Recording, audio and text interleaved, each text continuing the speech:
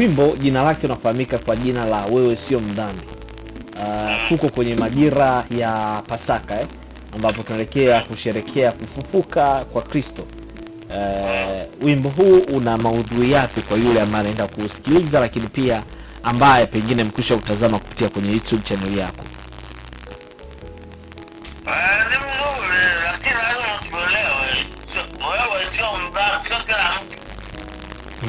Kwa mtu ambaye amejitambua, mtu ambaye amezaliwa mara ya pili. Mara ya pili kumfanya Yesu kuja kuwa Bwana Mwokozi wa maisha yake ni Warumi 10:9 mpaka 10.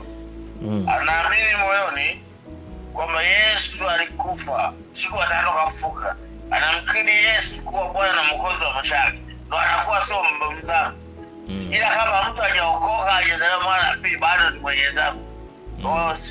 Siaimba huo ili kuwapa credit watu ambao hajazaliwa mara ya pili. Ni kwa wale tu waliozaliwa mara ya pili. Na hii haipo kwenye muziki kwa sababu si kila kitu lazima kiweko hivyo. Sawa, ni wimbo ambao unabeba ujumbe gani kwa yule ambaye anaenda kusikiliza kwa wakati huu, na atarajie nini na ajiandaje kwenye kupokea maisha ambayo umezungumza, maisha ya kuzaliwa mara ya pili? Ukiangalia wimbo wangu, lengo kwanza kwa wale waliokoka ambao wanaishi kwenye dhambi, ndio hao lengo hasa ni kwa pale. Mtu kaokoka lakini anaita mimi ni mwenye dhambi, ndio lengo lao, watoke pale. Ndio maana nikasema hapo, aonavyo mtu nafsini mwake ndivyo alivyo. Ukishaokoka kwa damu na pili kama mtoto wa Mungu, hapo unajiona wewe ni mwenye dhambi, lazima ufe katika dhambi. Ni hatari sana. Kwa sababu Mungu analenga neno lake apate kutimiza. Ukishaokoka wewe tena umetoka huko, sio huko tena. Wewe umetengwa tayari. Wewe ni mtakatifu. Ndio lengo langu la wimbo huu. Sawa, na kupitia kwenye wimbo huu labda una neno gani la kumtia moyo yule mwingine ambaye pengine hajasikia habari za wokovu na anatamani kuzisikia habari za wokovu, na anatamani pia apate mengine kama ambavyo wengine wanayapata? Biblia inaeleza wazi kabisa, mtu kama hajazaliwa mara ya pili amekufa kiroho. Is dead spiritual. Ukishakufa, ukishazaliwa mara ya pili unakuwa umeshakufa. Kwa cha msingi kufufuka ni kuzaliwa mara ya pili, kuokoka. Ndio lengo hilo.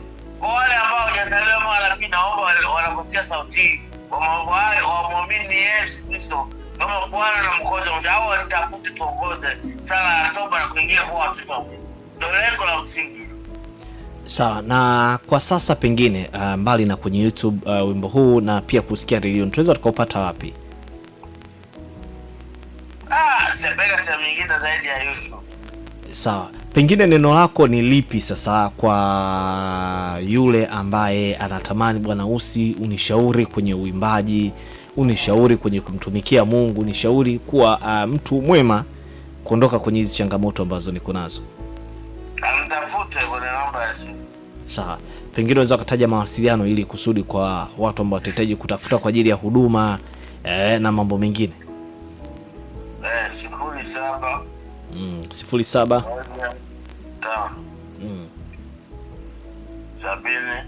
70 84 05. Namba hii inapatikana muda wote. 07 15 70 84 05. Sawa, chochote kile ambacho ungetamani kukizungumza kwa wakati huu, dakika hizi, wakati ambapo tunakwenda kusikiliza wimbo wako? Cha msingi ni kujua tuko nyakati za mwisho. Niangalia maasimu makubwa ya unabii umeanza kutimia. Ya siku za mwisho. Yesu ambao tutukaa, Yesu alikuwa anakuja. Kwa hiyo tuzaliwe mara ya pili, tujiandae kunyakuliwa. Kwa sababu Biblia inasema hakuna kinyonge kitakachoingia kwenye ufalme wa Mungu. Ufalme wa Mungu unapatikana kwa nguvu, na wenye nguvu wanauteka. Kwa hiyo kunahitaji maandalizi. Wewe ukajikuta kuna wengine wanakukiombea okoka, mimi tajuaje kama nikoka mpaka nifike mbinguni? Hakuna kitu kama hicho. Tunaenda kwa imani, na imani inakataa mifumo mitano na fahamu. Imani ni ni mfumo wa sita. Wanachowaambia kwa hapo, huu ni wakati wa mwisho. Kisha msingi tujaliwe macho yetu, tuangalie Yesu Kristo alipo, ameketi mkono wa kuume wa Mungu. Tumwangalie Kristo, tuokoke, tuzaliwe mara ya pili, tuishi maisha takatifu, maisha ambayo hayana dhambi, ili siku ya mwisho tumuone Yesu na kuishi naye milele. Ndio. Profesa Ussi, mimi nakushukuru sana